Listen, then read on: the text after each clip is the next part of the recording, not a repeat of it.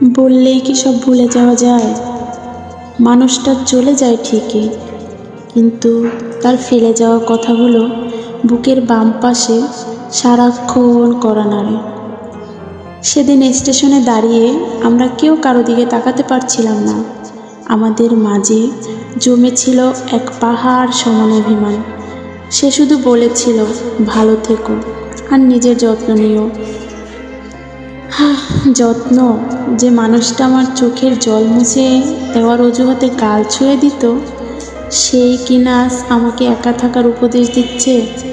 আমি বলতে চেয়েছিলাম, যেও না, থেকে যাও না আর একটা বার, কিন্তু আমার জেদ আর ইগো আমাকে কথা বলতে দেয়নি। ট্রেনটা তখন প্ল্যাটফর্ম ছাড়ল। আমি দেখলাম সে জানালার পাশে বসে আছে। তার চোখেও হয়তো জল ছিল, কিন্তু দূর থেকে সেটা আর বোঝা যাচ্ছিল না।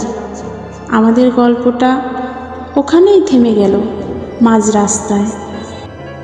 আসলে ভালোবাসার চেয়েও মাঝে মাঝে আমাদের জেদ বড় হয়ে যায়।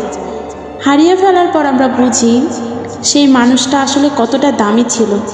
আপনাদেরও কি কখনো এমন হয়েছে যে খুব বলতে চেয়েও কাউকে থেকে যাও বলতে পারেননি?